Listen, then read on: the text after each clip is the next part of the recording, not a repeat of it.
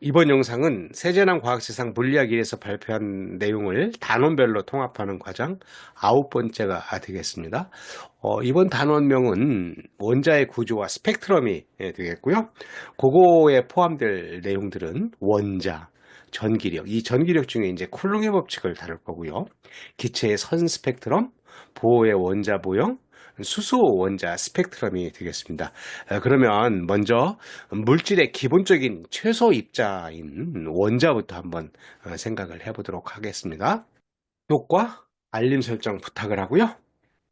원자라고 하는 것은 여러분들이 이제 많이 들어봤고, 그리고 이제 공부도 했고, 꽤 많이 알고 있습니다. 근데 여기서 우리는 그 물리학 2를 공부하는 범위 내에서 그 원자라고 하는 것을 가지고 뭐 전기적인 특성, 화학적인 특성도 이제 화학을 공부를 하면서 합니다만, 물리에서는 이제 전기적인 특성에 더 초점을 맞추죠. 아무튼 화학적인 특성이나 전기적인 특성이나 원자가 어떻게 구성되어 있는 것인가 하는 것을 이제 알면 되는데, 역사적으로 그 아주 오래전부터 철학자, 과학자 이런 사람들이 물질은 무엇으로 이루어져 있는 것인가 하는 것을 궁금증을 가지고 계속해서 연구를 해서 지금 이제 현재 상태의 원자까지 연구가 되고, 앞으로도 계속해서 이제 그 원자를 더 이제 쪼개서 그 연구를 하고 있는 거죠. 우리가 이제 일반적으로 알고 있는, 현재 알고 있는 그런 원자 구조부터 공부를 하고 나서 그 주요 역사적인 뭐 내용들을 살펴보도록 하겠습니다. 우리가 알고 있는 원자라고 하는 것은 여기에 화학 원소의 특성을 잃지 않는 범위에서 도달할 수 있는 물질의 기본적인 최소 입자이다. 물질의 기본적인 최소 입자이다 하는 거예요. 그리고 그 중심에는 원자 핵이 있고 그 주변은 전자들로 둘러싸여 있다. 어떻게 생긴 거냐면 이 오른편에 있는 이렇게 그림처럼 되어 있습니다. 이 오른편에 있는 그림은 우리 그 원소, 그러니까 원소 중에서 헬륨이라고 하는 원소를 가지고 그 헬륨의 원자 구조를 이제 이렇게 한번 본 거예요. 어떻게 되어 있냐면 이렇게 지금 이 그림은 크기가 얼마 정도 되냐면, 여기가 그 요 막대기, 검은 막대기가 100피코미터 정도 되는 크기예요. 피코미터는 얼마예요? 10의 마이너스 12승 미터니까 100이니까 10의 마이너스 10승미터겠죠. 굉장히 짧은 거죠. 요만큼이 10의 마이너스 10승미터니까 헬륨 원자라고 하는 크기를 보면 여기에서 여기까지 되니까 100피코미터보다 조금 더 클까요? 그 정도 되는. 그러니까 10의 마이너스 10승미터 정도 되는 곳에 여기 가운데 점이 있죠. 그죠? 이 가운데 점이라고 하는 것을 원자 핵이라고 하고, 이 원자 핵에는 이와 같이 양성자, 빨간 거가 양성자이고 요게 이제 보라색이 중성자인데, 헬륨이라고 하는 것은 나중에 이제 보겠지만 여러분들 이제 알고도 있고, 여기 이제 양성자 수이고 이게 질량수라서 질량수에서 양성자 수를 빼면 중성자가 되니까, 지금은 이 헬륨이라고 하는 원자는 양성자 2개가 있고 중성자 2개가 있는데, 양성자 2개 빨간색이 있고 요 핑크 빨간색이 있고 요 보라색이 중성자가 되는 겁니다. 근데 그거는 아까 얘기했던 요거 원자의 중심에서 얼마만큼이에요, 크기가? 요만큼의 크기가, 여기 하얀 막대선, 요 하얀 막대선이 1fem토메타라고 얘기하니까, fem토메타라고 하는 것은 얼마냐면 10의 마이너스 15승 메타예요. 그러니까 아까 요것도 굉장히, 여기서 여기까지도 굉장히 작은 거였는데, 굉장히 작은 그 안에 뭐가 있냐면 원자 핵이라고 하는 게 있고, 전자들이 이제 여기에 존재를 한다. 이렇게 돼 있어요. 그래서 전자들로 둘러싸여 있다. 그래서 우리는 지금 알고 있는 원자의 모형이 이렇게 생겼다 하는 거고, 얘는 이제 위키피디아에서 가져온 거고요. 그리고 이제 존재 가능한 원자의 종류수. 원자의 종류라고 하는 게 원소. 여러분들 그 중학교 과정에서도 원자하고 이제 원소가 어떻게 다른지 이제 여러분들 알 수가 있을 거예요. 그래서 원자의 종류가 이제 원소가 되는데, 원소의 개수가 되고, 2021년 현재까지 공식적으로 확인된 원소의 개수는 118개 정도이다 하는 거고요. 그래서 이 원자를 구성하고 있는 원자 핵하고 전자라고 하는 게 있다 그랬는데, 걔들이 어떻게 다른 것인가 하는 것을 보려고 원자를 구성하는 입자, 그래서 원자 핵하고 전자가 어떤 게 구성되어 있는 것인가 하는 것을 한번 봤어요. 전하라고 하는 게 차지라고 얘기를 하고, 얘는 전기적으로 플러스 마이너스를 얘기를 하고 있는 거죠. 그래서 플러스 전하를, 원자 핵은 플러스 전하를 띠고 있고, 전자는 마이너스 전하를 띠고 있는, 전기적으로 그러한 것들을 띠고 있다 하는 거고요. 질량은 원자 질량의 대부분을 차지하는 게 원자 핵이고, 원자 핵에 비해 전자는 매우 가벼워서, 지금 같은 경우 여기 질량이라고 하는 게 이제 여기 4라고 한 질량수가 4였죠. 헬륨 같은 경우는 요게 이제 원자 핵이 가지는 질량의 대부분을 차지하고 있다 하는 거고 얘기하고 있고요.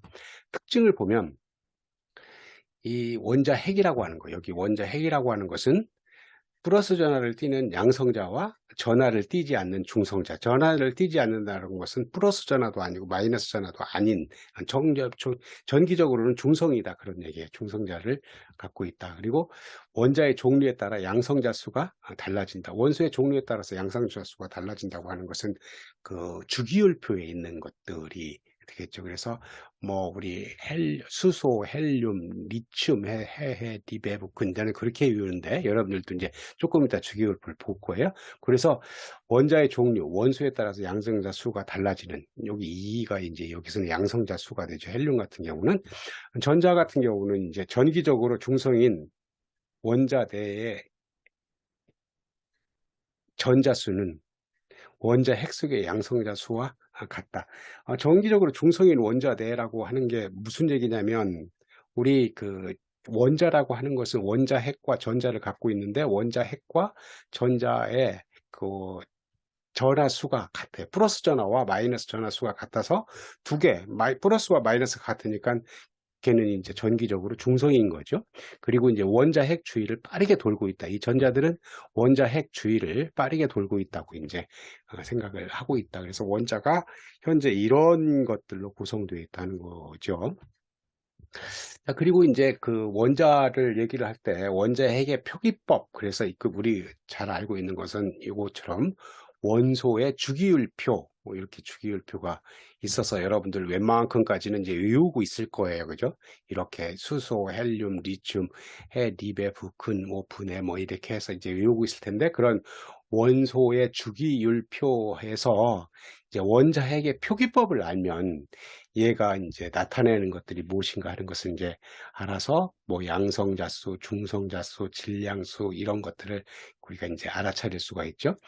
그런데 여기 있는 거는 뭐를 나타내고 있냐면, 우리 그 앞에서 봤던 원자를 모양을 나타내는데, 실제 모양하고는 조금 다르지만, 그 모형하고는 조금 다르지만 우리가 이해하기에 가장 편해서 이 모형을 우리는 많이 머릿속으로 이렇게 상상을 하고 있습니다. 어떻게 보는 거냐면, 아까 보니까 원자 핵이 굉장히 조그맣게 돼 있었지만 얘는 좀 과장되게 이렇게 원자 핵을 그려놓고, 그 원자 핵 주위를 뭐가 돌아요?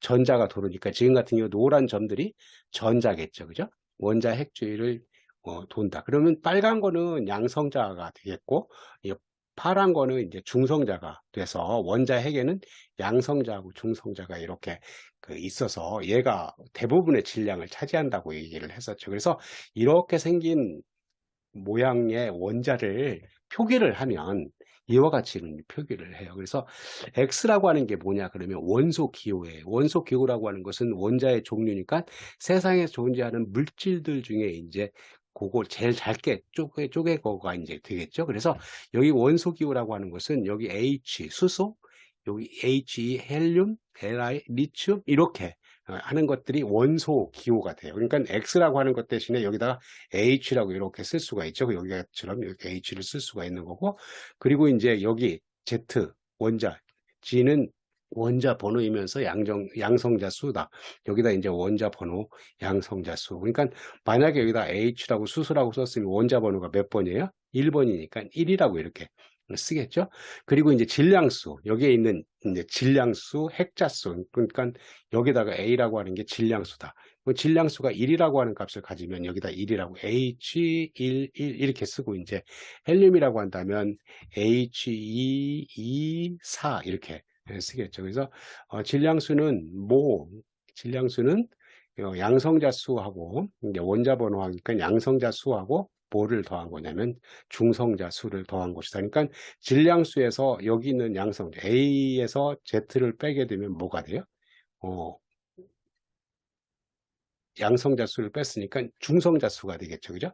중성자수를 해주시다. 그래서 원자 핵의 표기법을 보면 거기에 이제 우리가 알 수 있는 그런 양성자수, 중성자수, 원자번호 이런 것들이 다 포함되어 있다. 그리고 이제 아까 여러 번 봤던 것처럼 이렇게 원소의 주기율표를 하는데 그걸 표기하기를 이와 같이 표기하기도 해요. 여기 같은 경우는 뭐라고 여기에 있는 건 이제 맞춘다 그러면 뭐라고 했냐면 여기에 이제 원소 기호를 갖다 쓰고 여기에 원자 번호를 여기다 갖다 썼네요. 그리고 이제 이름 여기 그 하이드로젠 그러니까 수소 그리고 이제 심볼 기호 H 어토믹 웨이트 그러니까 질량 1.008 해서 여기다 갖다가 이렇게 쓸 수도 있다. 그리고 이런 원자들에서 양성자 한 개의 플러스 전하량과 전자 한 개의 마이너스 전하량은 같다. 그러니까 여기 같은 경우 이렇게 생겨서 여기 빨간 거가 플러스 전하량 양성자라고 한다면 그 양성자 수하고 여기 노란 거 전자들 수가 서로 같지요. 그죠? 같고 플러스 전하량과 마이너스 전하량이 같기 때문에 전체적으로 보면 전기적으로 이제 얘는 중성이 되겠다 하는 거고 그리고 이제 원자 핵을 이루는 양성자 수는 원자의 종류에 따라 다르지만 각각의 원자는 양성자 수와 같은 수의 전자를 가지므로 원자 자체는 전하를 띠지 않는다. 이제 금방 얘기한 것처럼 전하를 띠지 않는다는 게 뭐예요? 전기적으로 중성이다 하는 것을 얘기를 하고 있습니다.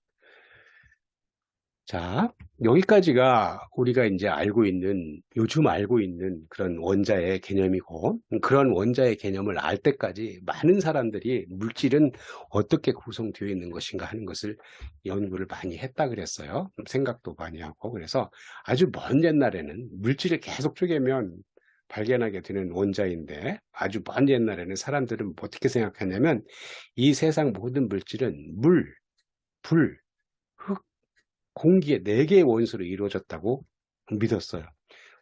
그런데 이 믿음이 생각보다 훨씬 오래, 17세기가 되어서도 계속 믿음을 이제 그렇게 믿었죠. 그러다가 이렇게 하면서 그때 가서 이제 요 물, 불, 흙, 공기가 물질의 최소 단위가 아니고 여러 성분이 섞인 혼합물이거나 분자라는 개념이 이제 처음 나오는 거죠. 분자라는 것을 알게 되었고 이 과정에서 더 이상 쪼개지지 않는 원소의 개념을 발견하게 되었다. 원소의 개념이라고 하는 게 아까 주기율표에 나왔던 각각의 물질의 성질을 갖고 있는 그런 것들이죠. 그죠? 그래서 원소의 개념을 발견하게 돼서 뭐 그 후에도 많은 사람들이 여기에 이제 연구를 했는데 우리 이제 크게 보면 1803년 영국의 과학자 돌턴이라고 하는 사람이 원자설이라고 하는 것을 주장을 했어요. 물질은 더 이상 쪼개지지 않는 아주 작은 입자로 이루어져 있다는 원자설을 이제 주장을 했고, 더 이상 쪼개지지 않는 게 이제 원자라고 하는 것을 주장을 했는데, 나중에 보니까 원자가 더 쪼개져요. 그러나 전자와 원자 핵 등의 존재가 밝혀지면서 원자는 더 이상 나눠질 수 없는 입자가 아니다. 여기는 더 이상 아주 작은 입자로 쪼개지지 않는다고 그랬는데 더 쪼개졌는데 그때 이제 요 전자와 원자 핵이 이제 밝혀지고 그래서 복잡한 구조를 갖는다는 것을 알게 되었다. 앞에서 우리는 요즘에 이제 전자와 원자 핵이 무엇인가 하는 것을 설명을 했기 때문에 알 수 있는데 그러면 전자하고 원자 핵은 어떻게 해서 얘가 이제 알게 되었는가 하는 것을 이제 한번 보도록 하죠. 전자의 발견은 톰슨 원자 모형, 그 전자의 발견을 하면서 톰슨이라고 하는 사람이 전자를 발견하고 그 톰슨의 원자 모형을 이제 발표를 했어요. 어떻게 한 거냐면, 자, 1897년 톰슨이 영국 캠브리지대 캐번디시 실험에서 실시한 실험으로 운동하는 전자에 전기장과 자기장을 걸어줘 그 안에서 전자가 편향되는 것으로부터 전자의 전하량과 질량의 비를 측정한 실험이다. 여기서 이제 그 실험을 했는데 실험 장치가 이제 2개가 이렇게 있어요. 근데 아무튼 2개 다가 요 음극이라고 하는 거에서 음극이라고 하는 게 뭐냐면 요 진공 상태에다가 플러스 전하를 걸고 마이너스 전하 요 플러스 극과 마이너스 극인데 얘를 이제 방전을 시키면 여기서 뭔가가 나온다. 여기 나오는 거, 요 음극에서 뭔가가 나오는 거를 이제 측정을 하기 시작했어요. 그래서 얘를 나오는 것을 음극선이라 그랬어요. 음극선, 캐소드 레이. 그래서 음극선이라고 하는 게 이렇게 나왔어요. 마찬가지로 밑에 것도 마찬가지예요. 음극이라고 하는 게 있어서 음극선이 이렇게 나와서 얘가 이제 여기서 나오는 거죠. 나와서 여기 같은 경우 이제 얘가 나와서 여기가 뭐예요? 여기 플러스와 마이너스를 이렇게 했으니까 전기력선이라고 하는 게 있어서 여기에 이제 일렉트릭 필드가 이렇게 걸리게 되죠. 그러면 여기 음극선에서 나왔던 것들이 여기 노란 범위 대해서 지금처럼 이렇게 걸치면 플러스 쪽에서 마이너스 쪽으로 전기력선이 가서 걔가 끌어당기는 거죠. 그래서 얘가 걸리면 플러스 마이너스 전기력선이 걸리면 얘가 이렇게 이쪽으로 기울고 이쪽으로 기울고 이쪽으로도 기운다. 그렇다면 얘가 플러스 쪽으로 이렇게 간다고 하는 것은 전기적으로 플러스와 마이너스가 이렇게 당기는 힘이 있는 거니까 얘가 전기력선에서는 이렇게 당기는 힘이 있는 거니까 얘가 뭐예요? 음극선에서 나온 거가 전기적으로 뭐를 갖고 있다? 마이너스 전하를 갖고 있다. 그래서 음극선이 나중에 보면 마이너스 전하를 갖고 있는 뭐로 밝혀지는 거냐면 전자로 밝혀지는 거를 얘기를 하고 있습니다. 요 밑에 장치는 거의 비슷한 장치인데 여기 음극에서 이렇게 나온 것들을 여기에 플러스 여기 판때기 있죠? 전기장 형성판. 그래서 플러스 마이너스 전기력선을 걸고 여기에 이제 자기장 코일. 그러니까 여기는 전기력하고 자기장을 같이 전기력장하고 자기장하고 같이 걸어서 뭐를 한 거냐면 전자의 전하량하고 질량의 비전하라고 하는 것을 측정한 실험이다. 그래서 톰슨이라고 하는 사람이 그 과학자가 1897년에 전자를 발견을 이렇게 했고 결과적으로 뭐라고 얘기했냐면 음극선은 여기서 나왔다 그랬죠? 음극선, 캐소드 레이. 여기 음극선은 질량을 갖고 있고 마이너스 전하를 띄었다. 마이너스 전하를 띈 입자의 흐름이다. 마이너스 전하를 입자의 흐름이고 걔를 뭐라고 했어요? 전자라고 했다. 지금 우리가 알려고 하는 게 뭐예요? 이렇게 와보니까 여기에 전자하고 원자 핵이 존재한다고 밝혀졌다 하는데 그 전자를 처음 발견한 사람이 누구냐면 톰슨이라고 하는 과학자가 이렇게 이런 실험 장치로 해서 전자를 발견했다. 그런 얘기입니다. 그리고 이제 그런 그 전자의 전하량, 전기를 띠고 있으니까 전하량이 있을 텐데 우리 아는 것처럼 마이너스 1.6 곱하기 10의 마이너스 19승 쿨롱이라고 하는 값을 갖고 있고 얘는 이 달모지 전하량들이 이거의 정수배로 존재를 하니까 얘를 기본 전하량이라고 씁니다. 그리고 이제 톰슨이 이런 거를 하면서 원자 모형을 이제 제시를 했는데 톰슨은 원자 모형을 이렇게 제시를 했어요. 크기가 얼마 정도 돼요? 10의 마이너스 10승미터 정도 되고 이렇게 돼 있는데 이게 무슨 얘기냐면 여기 이 동그스러운 공처럼 생긴 데가 다 뭘로 채워져 있다고 생각하냐면 플러스 전하를 띠는 물질로 채워져 있다. 그러니까 공처럼 생긴데 플러스 전하로 다 채워져 있고 그 속에 마이너스 전하가 지금 이렇게 조그만 동글뱅이 있는 것들이 전자들이 띄엄띄엄 박혀 있는 원자 모형을 갖고 있다고 얘기를 했어요. 그러니까 우리가 알고 있는 거하고는 조금 지금 다르죠. 그죠? 그래서 처음에 1897년에 톰슨이 이제 제시한 원자 모형이 이렇게 되겠습니다. 그리고 이제 그 원자 핵을 이제 아까 전자는 이제 톰슨이 발견을 하고 원자 모형을 제시를 했는데 원자 핵이라고 하는 것을 이제 발견하기는 라더포드 원자 모형. 그래서 라더포드라고 하는 사람이 그 과학자가 원자 핵을 발견하고 이제 원자 모형을 또 제시를 합니다. 그 마르스텐 실험이라고 하는데 이 가이저 마르스텐이라고 하는 사람은 여기 보면 1908년에서 1913년 사이에 여기 라더포드라고의 지도 아래 요 가이저하고 마르스텐이 실험한 실험이 지금 얘기하려고 하는 그런 실험입니다. 이것은 그 가이저 마르스텐 익스페리먼트라고도 얘기하고 얘는 또 뭐라고도 불리냐면 라더포드 골드포일 익스페리먼트. 골드포일이라고 하는 게 금박지를 갖다 놓고 했다 그거예요. 어떤 실험을 했냐면 이런 실험을 했어요. 자, 왼편에 있는 거하고 오른편에 있는 게 있는데 아까 톰슨이라고 하는 그 과학자가 제시한 그 원자 모형이 이렇게 생겨서 여기에 원자 핵이 있고 거기에 띄엄띄엄 전자들이 이렇게 박혀 있다고 생각을 했어요. 거기에다가 이렇게 알파 입자가 이제 여기 보면 그렇게 생긴 데다가 해서 골드프 이렇게 해놓고 알파 입자가 가면 여기에 원자가 있으니까 이게 쭉 지나갈 것이다 그거예요. 이렇게 그냥 평행하게 지나갈 것이다. 그래서 이 알파 입자라고 하는 게 뭐냐면 헬륨 원자 핵으로 플러스 전하를 띠고 있으며 전자보다 약 7,300배 정도 무거운 그런 입자를 여기다가 알파 입자를 갖다가 이렇게 해놔서 이 알파 입자가 여기 표시가 여기 와야 되는데 요거를 가르치고 있어요. 마찬가지로 얘도 여기 알파 입자를 이렇게 가르치고 있어서 이 알파 입자가 오는 거를 보고 있어요. 그래서 그렇게 돼야 되는데 라더포드 지금 제시하는 이 실험에서 해보니까 여기다 놓고 이렇게 해보니까 이렇게 가다가 이렇게 가는 데도 있고 여기서 이제 결정적으로 어디서 갑자기 이렇게 산란이 일어나더라.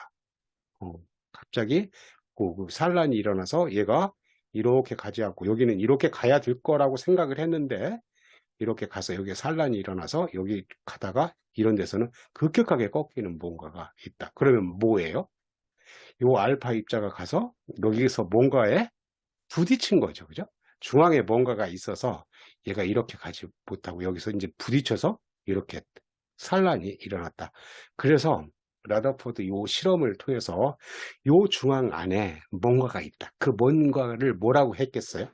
그쵸? 원자 핵이라고 이제 얘기를 해서 라더포드 원자 모형에 나타낸 이제 리튬으로 보게 되면 여기 원자 핵이 있고 전자들이 돌고 있다. 그러니까 톰슨이 제시한 이런 원자 모형은 완전히 틀린 거죠. 그죠? 이렇게 완전히 틀려서 여기 원자 핵이라고 하는 것은 이제 중앙에 있는 거다. 그러니까 원자 핵은 지금 제일 처음에 앞에서 설명한 것처럼 원자 핵은 전체의 원자 중에 아주 중앙에 조그맣게 있는 그런 것들로 되어 있다. 물론 이제 라더포드 모델도 조금 이제 틀린 면이 생기긴 하는데 톰슨 모델하고는 완전히 다른 그런 것들을 갖고 있다. 그래서 여기서 이제 한 거는 뭐냐면 원자 핵을 제대로 이제 발견을 했다. 그래서 우리는 라더포드 원자 모형으로 나타내는 라더포드는 그래서 이제 이런 실험을 해서 어떤 모델을 제시해요.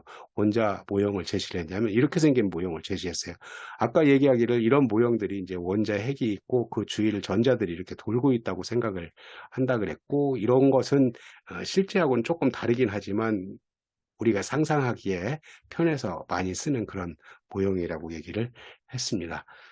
오늘 얘기한 것은 그 원자의 구조에 대해서 얘기를 했습니다. 여러분들이 잘 알고 있는 내용이긴 하지만 우리 앞으로 이런 원자의 구조에서 전자들의 움직임을 가지고 이제 물리에서 전기적인 특성을 다루니까 원자의 모형을 잘 이해하도록 하면 되겠습니다. 자, 여기서 마치도록 하고요.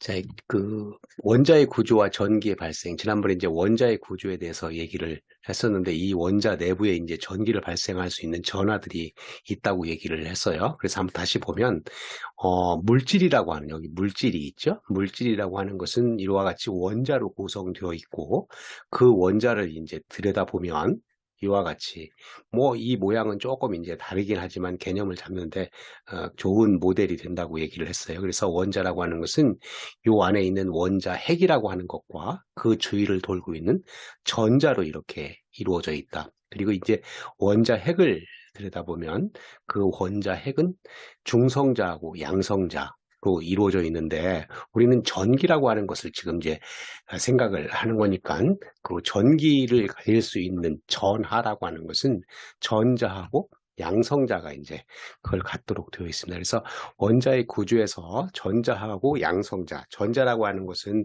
마이너스 전하를 띠고 있고 양성자라고 하는 것은 플러스 전하를 띠고 있다 하는 것을 우리는 앞에서 공부를 하면서 얘기를 했었습니다. 자, 한번 보죠. 우리 원자 번호 3번인 리튬을 한번 생각을 해보면 양성자 3개를 갖고 있고 그와 똑같은 개수의 전자들을 여기 E라고 써 있는 것은 이제 일렉트론 해서 전자 3개를 이렇게 갖고 있습니다. 그래서 요 일렉트론, 요 양성자가 갖고 있는 전하하고 이 일렉트론, 전자가 갖고 있는 전하가 같기 때문에 얘는 마이너스 전하 3개 요거하고 플러스 전하 3개 이렇게 갖고 있으니까 얘는 뭐예요? 전기적으로는 중성이 되겠죠. 그죠? 플러스 전하랑 마이너스 전하가 같기 때문에. 그런데 요 일렉트론이 떨어져 나간다고, 이와 같이 떨어져 나갔다 그러면 일렉트론이 떨어져 나갔으니까 플러스 전하는 3개이고 마이너스 전하는, 전자는, 마이너스 전하가 전자니까 전자는 2개니까 이제는 어떻게 되겠어요? 플러스 전하가 더 많아졌죠.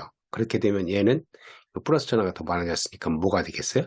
양성이 되어 있다. 그래서 전체적으로 이렇게 보게 되면 이렇게 생긴 거는 이제 전기적으로 중성인 거고, 이와 같이 된 것은 이제 전기적으로 양성이 돼서 플러스 전하가 되어 있다. 이렇게 생각을 할 수 있는 겁니다. 그래서 전하라고 하는 것은 일렉트릭 차지라고 얘기를 하고, 전하는 전기 현상을 일으키는 물질의 물리적 성질로 플러스 전하와 마이너스 전하가 있고, 단위는 쿨롱이라고 하는 단위를 갖고 있다.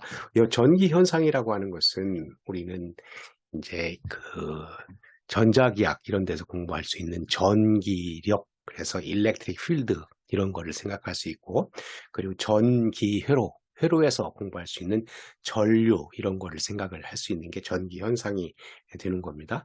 전기 현상을 조금 이따 보기로 하고요. 자, 여기에 이제 전하라고 하는 게 있는데, 전자하고 양성자가 있는데 이걸 전하라고 하고, 그런 기본 전하라 그래요. 전자와 양성자를. 기본 전하인 전자와 양성자의 전하량은 그 크기가 동일하고, 크기는 동일한데 뭐가 달라요? 플러스 전하하고 마이너스 전하니까 양성자는 플러스 전하이고 전자는 마이너스 전하가 되는 거죠. 근데 그 2라고 하는 값이, 기본 전하 값이 1.6 곱하기 10의 마이너스 19승 쿨롱이며, 모든 전하는 이 값의 정수배로 되어 있다. 이 값의 정수배로 존재하므로 이를 뭐라고 하냐면 전하량의 양자화라고 한다. 그런 겁니다. 자, 그리고 아까 전하라고 하는 게 이제 전기 현상을 일으키는 물질의 물리적 성질이라 그랬는데, 전기 현상이라고 하는 것은 이와 같이 전기력, 여기 플러스라고 쓰 있는 것은 이제 플러스 전하량을 갖다 놨다 그거예요. 플러스 전하량을 갖다 놓으면 여기로부터 뭐가 이렇게 나오냐면 전기력 선이 나와서 전기력 장을 이제 만들고 있는 거고, 여기 이제 전류라고 하는 것은 여기에 전류가 이렇게 흐를 때는 여기에 이제 전하가 이렇게 흐르게 되어 있는 겁니다. 이렇게 흐르려고 한다면 전기 회로에서는 이게 뭐가 되었냐면 이렇게 그 닫혀 있는 폐 루프가 되어 있어야 전류가 흐르는 걸 우리는 알고 있는 거죠. 자, 전기력이라고 하는 걸 보면 여기 플러스 전을 갖다 놓으면 전기력장이 발생을 해서 일렉트릭 필드 E라고 하는 게 발생을 하고, 얘는 어떤 성질을 갖고 있냐면 이 전기력 장에다가 이렇게 플러스 Q라고 하는 전하를 갖다 놓으면 이 방향으로 뭘 받냐면 힘을 받아요. F 이퀄 QE만큼의 힘을 받고, 마이너스 전하라고 한다면 거꾸로 받겠죠.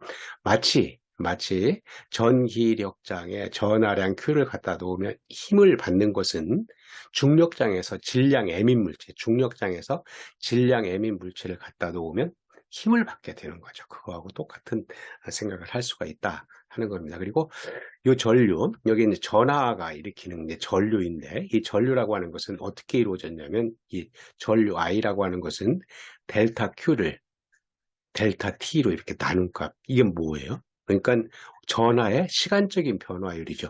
시간에 따라서 전하가 변화하지 않으면 전류가 흐르지가 않아요. 그거는 정전기가 되는 거고, 얘가 이제 시간에 따라서 요거 얘가 변화하면 전하가 들어갈 수도 있고 나갈 수가 있는 것들이죠. 그래서 이와 같이 델타 Q를 델타 T로 나눈 값. 그래서 단위는 I라고 하는 전류는 암페어라고 하는 거고, 암페어라고 하는 것은 쿨롱을 초로 나눈 거니까 1쿨롱을 1초로 나눈 값이 1암페어라고 하는 값이 되겠네요. 나중에 이제 우리 이런 것들을 이제 공부를 하겠습니다.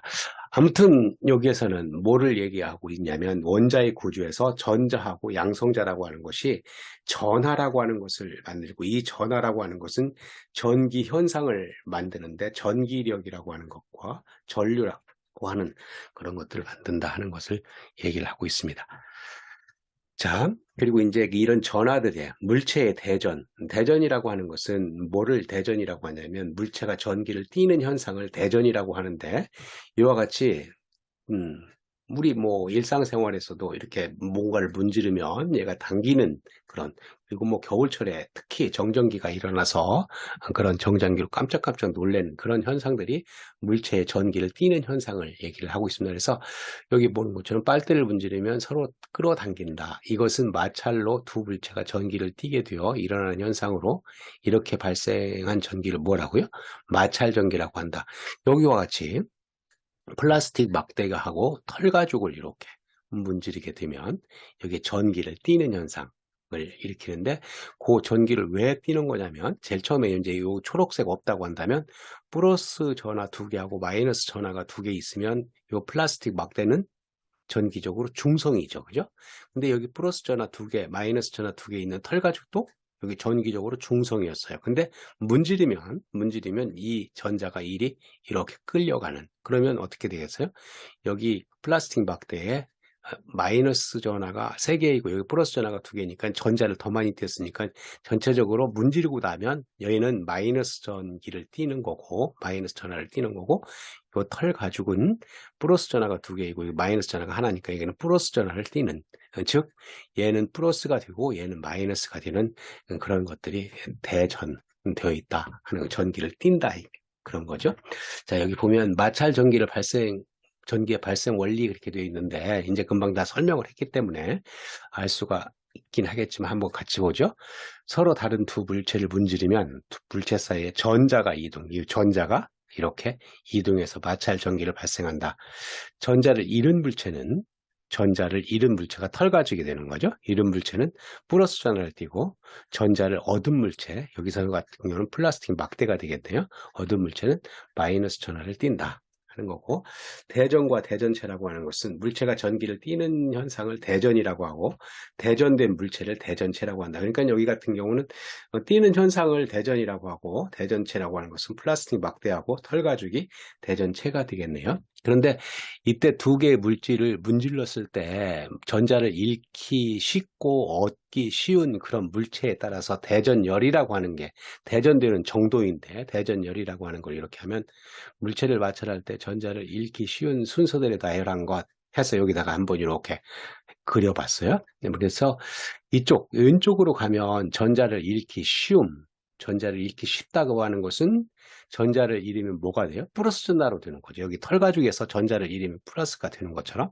오른쪽으로 가면 전자를 얻기 쉬운 마이너스 전하로 대전된다. 그러니까 여기 같은 경우는 플라스틱 막대가 이제 되겠네요. 그래서 이렇게 모피, 수정, 유리, 종이, 명주, 나무, 고무, 셀룰로이드, 에보나이트 이렇게 돼 있으니까 만약에 유리하고 고무하고 이렇게 문질르게 되면 유리 쪽이 플러스 전하로 띄고 고무 쪽이 마이너스 전하로 대전될 수 있는 그런 것들이 되겠다는 것을 이렇게 해서 이걸 우리는 대전열이라고 얘기를 합니다.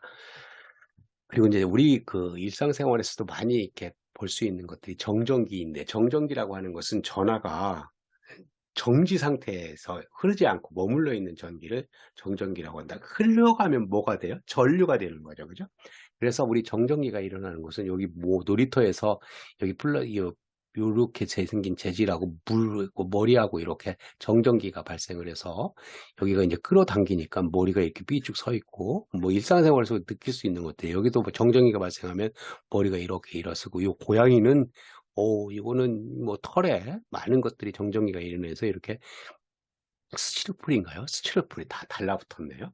그리고 이제 일상생활에서 구름이 플러스 전하고 마이너스 전하를 정전기를 띠고 있다가 얘가 이제 부딪히면 굉장히 큰 전하량끼리 부딪히니까 순간적으로 아까 델타 Q를 델타 T로 나누면 전류가 흐른다 그랬죠. 그런데 굉장히 짧은 순간에 흐르기 때문에 굉장히 많은, 그래서 이렇게 스파크가 일어나서 큰 그 빛을 내고 소리가 나는 그런 것들이 번개를 이제 치게 되는 거죠.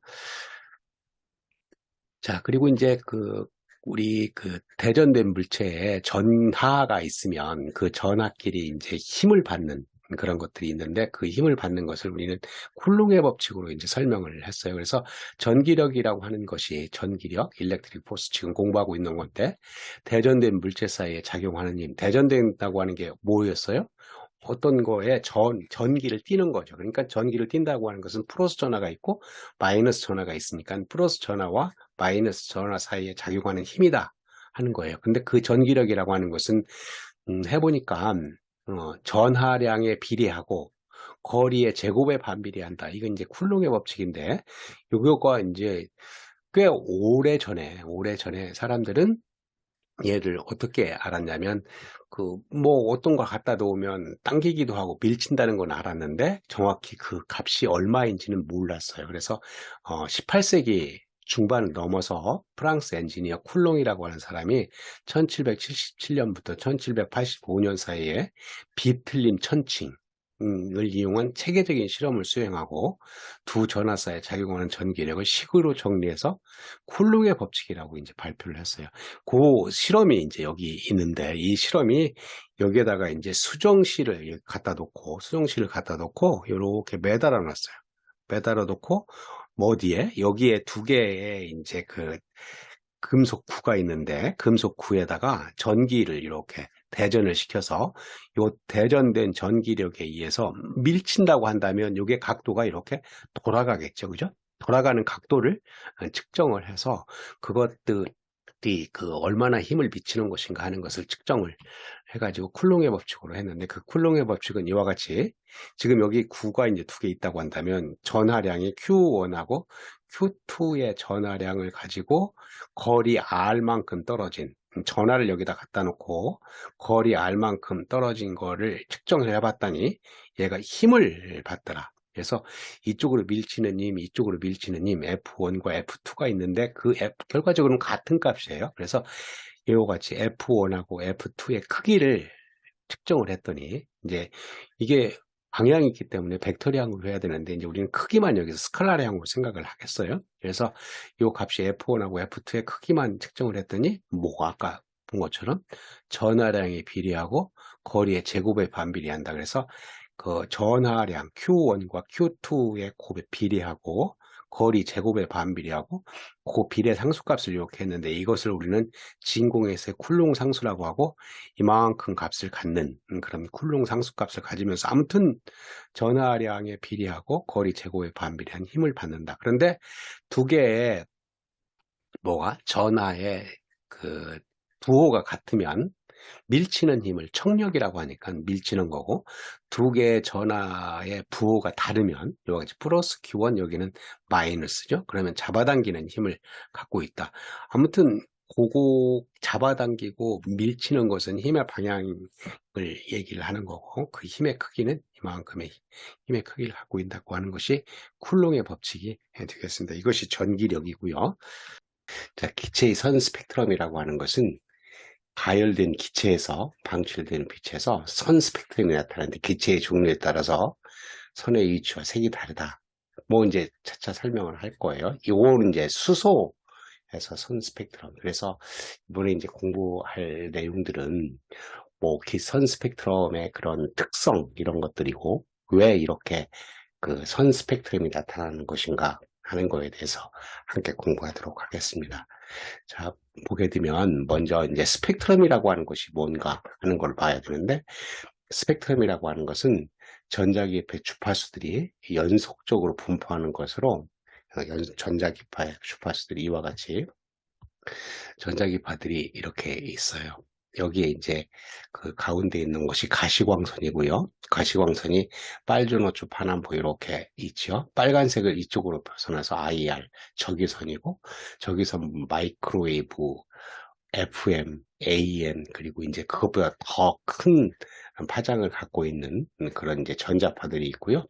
그리고 이제 빨주노초 파남보 보라색 옆에 자외선이 있고 엑스레이가 있고 감마레이가 있어서 이쪽으로 가면 이제 그 파장이 짧아지는 그런 것들이에요. 그래서 전자파들이 여기에 이제 전자기파가 있어서 이렇게 분포하는 것을 이와 같은 것을 우리는 스펙트럼이라고 얘기를 하고 지금 같은 경우는 우리는 그 가시광선에 이제 그 관점이 있기 때문에 이와 같이 그 빨주노초 반환복하는 그 비저블 스펙트럼 가시광선 영역에 그 가시광선 영역은 파장이 380 나노미터에서 750 나노미터 정도 됩니다. 그래서 이런 가시광선은 이제 우리가 볼 때 백색광이 프리즘을 통과할 때 나타나는 그런 스펙트럼이 되겠습니다. 그래서 먼저 전자기파라고 하는 것이 무엇인가 하는 거의 특성을 이제 알아야 되는데, 우리는 물리학 1에서 뒷부분에 이제 나오는데, 간단하게 전자기파는 어떤 특성을 갖고 있는 것인가 하는 빛도 이제 전자기파의 일종이기 때문에 한번 보겠습니다. 전자기파라고 하는 것은 이와 같이 그 이제 진행파라고 하는 거가 되는데, 여기 빨간색이 이제 일렉트릭 필드, 전기장, 그리고 이제 파란색이 마그네틱 필드, 자기장이 돼서 일렉트릭 필드와 마그네틱 필드가 서로 이제 그 크로스 프로덕트를 해서 벡터적으로 크로스 프로덕트를 해서 이와 같이 진행파를 이렇게 이루게 되는데, 이때 이제 우리가 생각할 것은 그 프리퀀시, 여기 보게 되면 뭐예요? 인크리징 프리퀀시라고 하는 것은 1초에 얼마나 똑같은 일을 반복하는 것인가. 그러니까 초당 몇 번인가 하는 게 이제 프리퀀시가 되는 거고, 여기에 인크리징 웨이브랭스, 그러니까 이거는 파장이에요. 그래서 우리는 주파수라고 하는 개념하고 파장이라고 하는 개념을 이와 같은 진행파, 전자기파의 진행파에서 이제 생각을 해보면 되는데, 먼저 프리퀀시라고 하는 것은 뭐라고 이제 표시를 했냐면 누라고 표시를 했어요. 많은 부분에서 F라고 표시를 하기도 하는데, 전자기파에서 이제 생각을 할 때 누라고 하는 이런 단위를 쓰기도 하니까 우리 누라고 하는 걸로 생각을 하기로 하고, 람다라고 하는 거, 파장이라고 하는 것은 람다라고 얘기를 했고, 그 단위는 이제 미터라고 하는 단위를 갖고 있죠. 먼저 우리는 파장이라고 하는 것은 이와 같이 전자기파에서 보세요. 여기 그 마루에서 마루까지, 지금 보세요. 마루에서 움직이기 때문에 잘 보일 수가, 잘 그 보기가 힘든데, 마루에서 마루까지를 람다라고 얘기를 하고, 요 주파수라고 하는 건 뭐냐면, 요 마루를 쳐다보고 있을 때 그 마루가 올라갔다 내려갔다 하죠. 여기서 이제 그 고정시켜야 되겠죠. 요 고정시킨 부분에서 마루가 올라갔다 내려갔다 하는데, 그 올라갔다 내려갔다고 하는 것이 1초에 몇 번 왔다 갔다 하느냐, 그런 얘기예요. 그럼 1초에 만약에 한 번이라고 그러면 10의 제로승이 되는 거고, 만약에 1초에 1메가헤르츠다 그러면 10의 6승이 되는 거죠. 10의 6승이라고 하는 것은 여기서 이렇게 보고 있으면 뭐죠? 1초에 10의 6승번만큼, 100만 번만큼 왔다 갔다 하는 거고, 그렇다 그러면 우리는 요 주파수라고 하는 개념하고 F 람다라고 하는 개념이 1초에 몇 번 왔다 갔다 하는 거고, 그거 마루와 마루 사이가 람다이기 때문에 어떤 거가 성립하냐면, 그 주파수하고 파장하고 곱하면, 이와 같이 누라고 하는 주파수하고 파장하고 곱하면 뭐가 되는 거냐면 빛의 속도가 돼요. 파장이 커지면 주파수는 작아지는, 여기 이쪽이죠. 파장이 커지면 주파수가 작아지고, 파장이 작아지면, 파장이 이쪽으로 작아지면 주파수 굉장히 높아지는 그런 성질을 갖고 있어요. 그래서 여기에서 위에 있는 숫자하고 밑에 있는 숫자를 곱하면 뭐가 된다고요? 3 곱하기 10의 8승 메타파세크라고 하는 그런 값을 갖고 있다. 그래서 누 람다는 시다 하는 그런 특성을 갖고 있고, 이 진행파라고 하는 이런 전자기파의 개념은 우리는 뒤에서 이제 공부할 텐데, 지금 이런 것들을 공부할 때도 이 그림을 우리가 이해하는 것은 필요하겠다. 여러분들이 혹시 이해가 안 되면 조금 이제 다른 데서 공부를 하면서 한번 보면 될 거예요. 백색광이 프리즘을 통과할 때 나타나는 것도 스펙트럼이다. 그러니까 프리즘을 통과할 때 이제 그 광이 그 스펙트럼을 만드는데, 그런 과정들을 한번 보기 위해서 이와 같이 프리즘을 갖다 놓고 이렇게 한번 생각을 해봤어요. 이게 프리즘이니까 뭘로 만들어졌겠어요? 유리로 만들어져 있죠. 그죠? 유리로 만들어져 있으니까 굴절률이 한 1.5 정도 되는 그런 유리로 만들어져 있고, 여기 바깥은 이제 자유 공간이에요. 그러니까 자유 공간은 굴절률이 얼마예요? 1이라고 하는 값이니까 이 바깥이 여기 유리보다도 굴절률이 작게 되는 거죠. 굴절률. 그래서 굴절률이 작은 물질로부터 큰 물질로 들어가면 이와 같이 굴절의 법칙에 의해서 각도가 이렇게 형성이 되는 걸 여러분들 공부를 할 수가 있어요. 그래서 이렇게 작은 데로 이렇게 들어가서 유리에 만났다가 유리에서 또 뭘로 만나요? 자유공간으로 만나니까 더 큰 각도로 간다. 그래서 이런 각도로 들어가면 이렇게 들어가서 이렇게 나오는 그런 값들을 갖는 것을 알 수가 있어요. 빛이. 근데 그 빛이 여러 개의 파장을 갖고 있으면 지금 같은 경우 파장을 갖고 있는데 어디에요? 위에 있는 곳이 여기 가시광선을 지금 보고 있으니까 가시광선의 빨간색은 그 파장이 더 크죠, 그죠? 이렇게 파장이 이쪽이 크니까 빨간색의 파장이 크고 빨주노초 파란 보라색의 파장이 작으니까 파장이 큰 물질, 큰 빛하고 파장이 작은 빛이 이렇게 굴절하는 게 달라져요. 그래서 굴절률이 파장의 함수다. 그래서 파장의 함수이기 때문에 빨간색하고 보라색이다. 그런 것들이 이렇게 갈라져서 이렇게 나와서 여기서 이제 함께 들어갔지만 여기 백색광이 이제 함께 들어갔지만 여기 갈라져서 나와서 빨간색, 파란색 이렇게 갈라지는 여기를 이제 들여다보고 있으면 뭐가 형성이 되는 거냐면 이와 같은 여기서 비저블 스펙트럼이니까 가시광선에 보이는 빨주노초 파남보에 해당되는 이런 스펙트럼이 연속 스펙트럼이 나타나는 것을 볼 수가 있는 게 되겠죠. 자, 그러면 이러한 스펙트럼의 종류에는 연속 스펙트럼이라고 하는 것 같고 선 스펙트럼이라고 하는 게 있는데 이제 금방 앞에서 봤듯이 그런 경우가 연속 스펙트럼이 되겠죠. 여러 가지 파장의 빛이 경계없이 연속적으로 나타나는 스펙트럼. 여기 같은 경우 백열전등을 이렇게 켜놓고 슬릿 여기 이렇게 갈라놓은 것을 슬릿이라고 얘기를 해요. 그 슬릿에다가 프리즘을 통과하면 아까와 같은 이유로 해서 굴절의 법칙에 의해서 이와 같이 연속 스펙트럼이 나타난다. 그래서 연속 스펙트럼이 있고 선 스펙트럼이라고 하는 것은 특정 파장의 빛만이 불연속으로 나타나는 스펙트럼인데 이런 선 스펙트럼이 나타나는 거는 이제 기체에서 나타날 수 있는데 이런 것들을 설명하기 위해서는 이와 같이 그 기체의 에너지 준위라고 하는 건 보호의 에너지 준위라고 하는 것을 이해를 해야 되는데 우리 이제 뒤에서 공부를 할 건데 한번 미리 보게 되면 기체라고 하는 것은 보호의 원자 모형에 보면 그 원자 핵이 있고 그 원자 핵 주위를 전자들이 돌고 있는데 전자들이 돌을 때 요 에너지 준위라고 하는 것을 이렇게 갖고 이렇게 n equal 1, 2, 3, 4 그런 에너지 준위가 양자화되어서 나타난다. 그렇게 보고 있어요. 그래서 여기 원자 핵으로부터 이렇게 떨어지면 떨어질수록 에너지 준위가 더 높아져요. 그 에너지 준위가 낮은 것을 우리는 안정된 상태라고 하고 이렇게 높아지는 상태는 에너지를 외부에서 받으면 전자들이 위로 이렇게 올라갈 수가 있어요. 그러니까 어떤 얘기예요? 평소에 안정되게 있다가 외부에서 에너지를 받는다는 것은 열이나 이런 것들의 에너지를 받으면 이 전자가 위로 이렇게 올라갈 수 있다. 그리고 에너지를 잃으면 어떻게 돼요? 이제 여기 올라갔던 전자들이 밑으로 내려올 수가 있겠죠. 자, 그래서 여기서 전자들이 이렇게 에너지를 받아서 올라가면 올라간 에너지만큼 뭘 받아야 되니까 외부에서 에너지를 흡수하게 되는 거죠.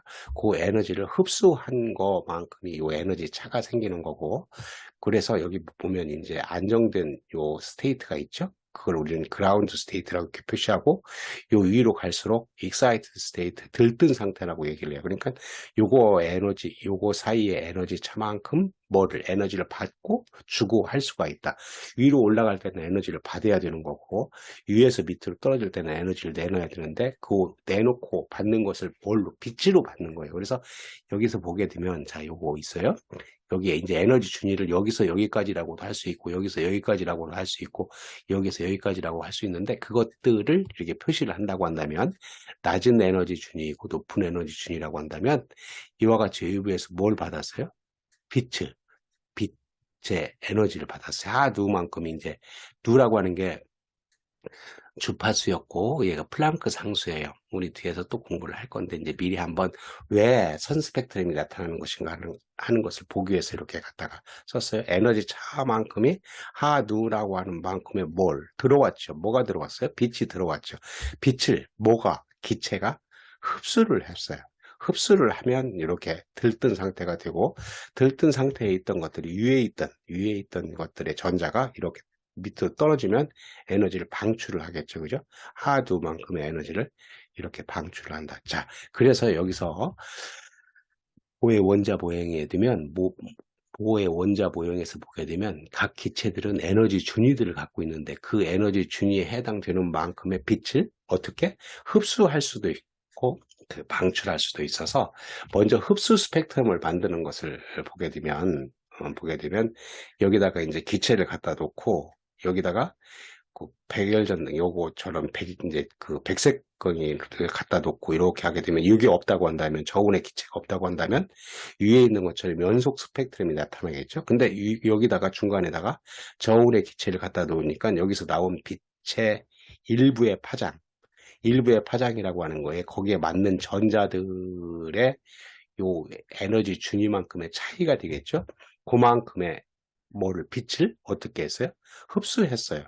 여기 흡수했죠. 그러니까 흡수하면 아까 이렇게 연속 스펙트럼이 나타나는 것 중에서 거기에 해당되는 것만큼의 파장에 해당되는 것은 흡수했으니까 뭘로 나타났어요? 여기 검은 띠로 나타났어요. 이렇게 검은 띠. 그러니까 검은 띠에 해당되는 것이 그 에너지 준위에 해당되는 이와 같은 계산을 뒤에서 이제 한번 해볼 거예요. 그 하누라고 하는 플랑크 상수에다가 주파수를 곱한 그런 값들로 할 수가 있다.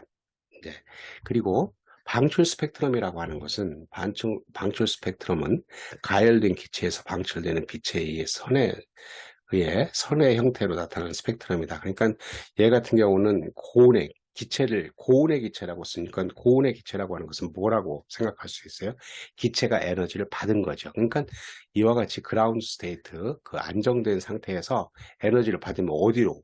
이 익사이티드 스테이트, 들뜬 상태로 이제 올라갔어요. 여기 고온의 기체 자체가 여기 전자들이 위로 올라간 거예요. 그렇죠? 전자들이 위로 올라갔다가 어떻게 돼요? 이제 떨어지겠죠. 그죠? 얘가 이제 이렇게, 여기에서 이렇게 떨어질 수도 있고, 이렇게 떨어질 수도 있고, 떨어지니까, 그때 떨어지면서 뭘 해요? 빛을 방출을 하고 있죠. 그죠? 빛을 내놓고 있으니까, 그 빛 내놓은 것만큼, 여기에는 이제 여기에는 광원이 없고, 고온의 기체만 있으니까, 거기에 해당되는 빛들이 이렇게 나온다. 그러니까 여기에 빛이 해당되는 것들은 에너지 준위 차에 의해서 요 수식을 만족하는 것만큼 이렇게 나온다. 그래서 결과적으로 지금 우리가 공부하는 것이 기체의 선 스펙트럼인데, 기체라고 하는 것은 우리는 여러 가지 원소를 갖고 있는 기체들이 있는데, 그 기체들은 각각의 고유의 이런 에너지 준위를 갖고 있고, 그리고 전자들의 개수가 달라요. 그러면 그 전자들의 개수가 다른 그런 것들에 의해서 이렇게 올라가는 것은 에너지를 받으면 올라가는 거고, 얘가 이제 떨어지고 올라갔던 전자들이 떨어지는, 그래서 방출하는, 올라갈 때는 흡수하는 거고, 그 내려올 때 이제 방출하는 그런 스펙트럼을 갖고 있어서 각각 기체들이 고유한 흡수 스펙트럼과 방출 스펙트럼을 가질 수 있는데, 나중에 보면 이 흡수 스펙트럼과 방출 스펙트럼은 이와 같이 여기서도 이제 그런데 똑같은 위치에서 이렇게 나타나요. 왜 그러겠냐면 같은 기체는 에너지 준위가 이게 같은 에너지 준위를 갖고 있으니까 떨어지거나 올라갈 때도 같은 파장의 빛에 의해서 작용하기 때문에 그렇다고 하는 것을 나중에 알 수가 있습니다. 자, 이제 그런 스펙트럼이 나타나는 것을 보기 위해서 수소에 대해서 얘기를 해봤어요. 수소라고 하는 것이 왜 이렇게 좋으냐면, 원자 핵에 전자들이 하나만 있어서 이제 금방 얘기한 것처럼 어떤 에너지 준위가 있으면 거기를 올라가고 내려갈 때도 하나의 전자들만 생각할 수가 있기 때문에 우리가 그걸 계산하거나 이렇게 보이는데 편해서 수소의 선 스펙트럼에 대해서 한번 생각을 해보겠습니다. 수소는 원자 핵의 양성자를 하나 갖고 있고, 그리고 이제 에너지 준위가 이렇게 n = 1, 2, 3, 4에서 무한대까지 있는데 이걸 우리는 뭐라고 한다 그래요? 양자화. 에너지 준위가 양자화되어 있다. 그 에너지 준위가 양자화되어 있는 거에 각각의 에너지 준위는 이와 같이 생각을 할 수가 있어요. 이와 같이 생각할 수 있다고 하는 것은 n = 1, 2, 3, 4 해서 1, 5, 6 해서 n = 무한대까지 가게 되면 그 에너지 준위를 일렉트론 볼트라 이렇게 표시할 수가 있는데, 여기서 한번 표시를 해보겠습니다. 여기 n = 1인 거를 여기다가 이제 n = 1을 집어넣으면 얼마가 돼요? 그죠? 마이너스 13.6 일렉트론 볼트. 여기에 이제 마이너스 13.6 일렉트론 볼트. 이런 식으로 계산을 해서 n = 2를 갖다 집어넣으면 마이너스 3.4 40 일렉트론 볼트, n 이퀄 3을 집어넣으면 마이너스 1.51 일렉트론 볼트, n 이퀄 4를 집어넣으면 마이너스 0.85 일렉트론 볼트 이렇게 나옵니다. 뭐 n 이퀄 무한대라고 이렇게 갖다 집어넣으면 어떻게 될까요? n 이퀄 무한대로 집어넣으면 이게 무한대 0이 되겠죠? 0 일렉트론 볼트.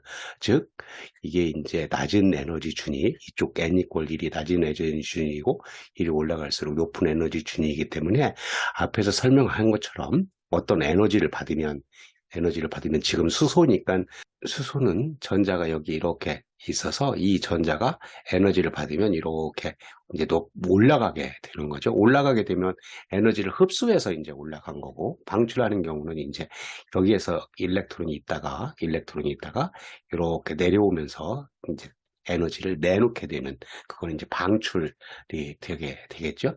여기 보면 하누라고 하는 것이 앞에서 플랑크 상수 H라고 하는 값이 이제 H가 이제 플랑크 상수이고요. 누가 이제 그 주파수였죠. 그렇게 되면 이게 에너지가 된다고 얘기를 했어요. 그래서 그 에너지 값이 EI-EF인데 EI-EF라고 하는 것은 뭐를 얘기를 하고 있냐면 I라고 하는 것은 이니셜 시작점이고 F라고 하는 것은 파이널 종점이라서 어디에서 어디로 시작해서 종점으로 가는 것인가 한다 그러면, 우리 만약에 n 이퀄 2에서 n 이퀄 1로 이렇게 간다고 한다면 시작점은 2가 되는 거고 1이 이제 종점이 되는 거죠. 그러면 2에서 2, 1로 이렇게 가게 되는 거죠. 그러면 높은 에너지 준위에서 낮은 에너지 준위로 가니까 이거는 방출이 되겠죠. 그죠?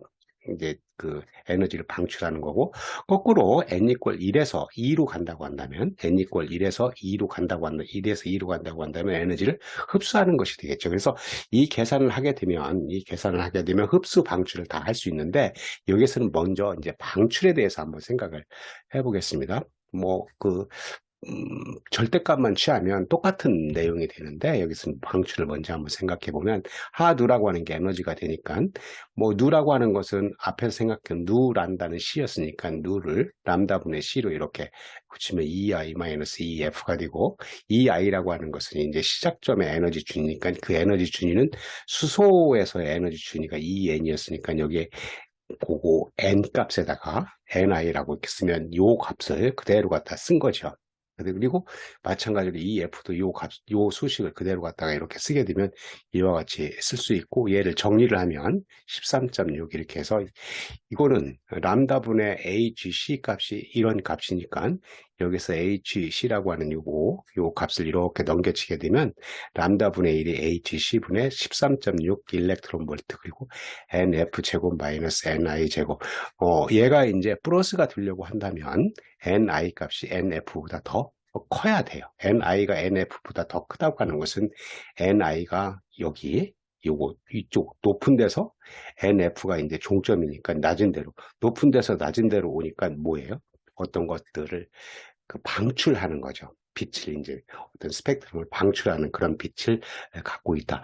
만약에 이게 NF가 NI보다 크다 한다고 한다면 거꾸로 밑에 있는 것으로부터 요 아래 이제 에너지 준위가 그 낮은 것으로부터 높은 데로 이렇게 가니까 얘는 어떤 에너지를 흡수해야 되겠죠. 그죠?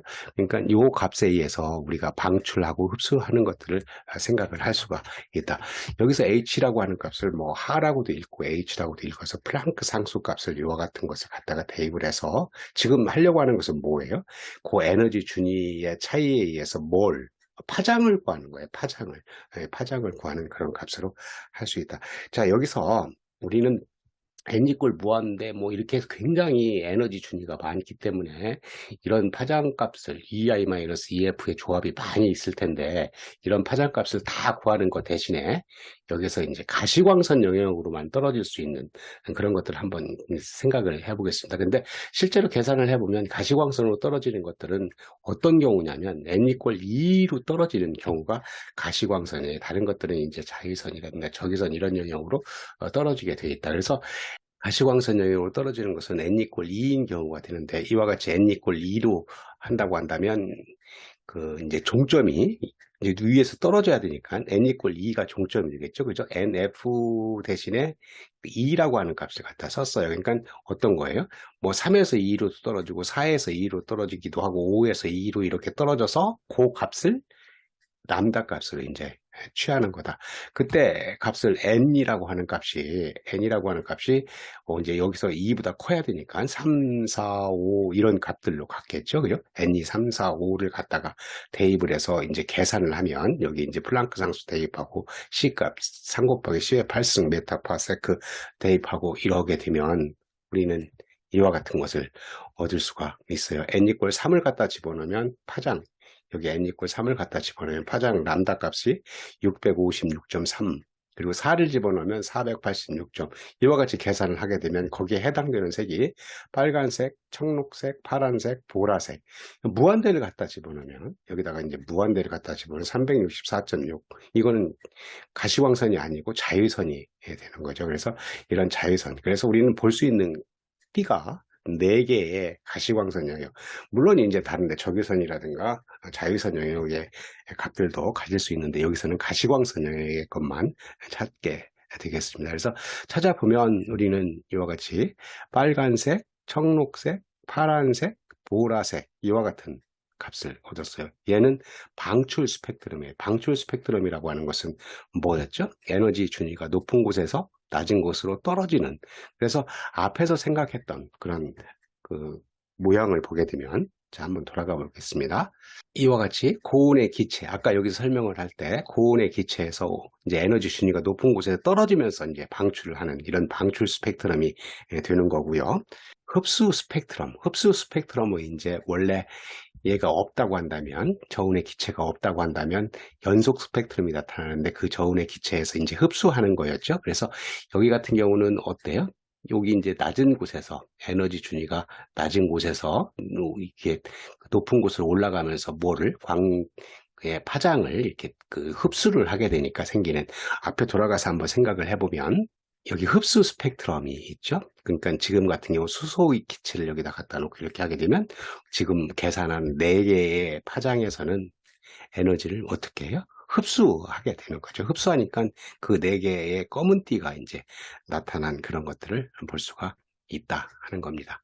그래서 여기 수소의 선 스펙트럼이 4개의 스펙트럼이 나타나고 방출 스펙트럼과 흡수 스펙트럼이 있는데 같은 곳에 나타나는 그런 것들은 에너지 준위에서 계산하는 그런 과정들을 살펴봤습니다.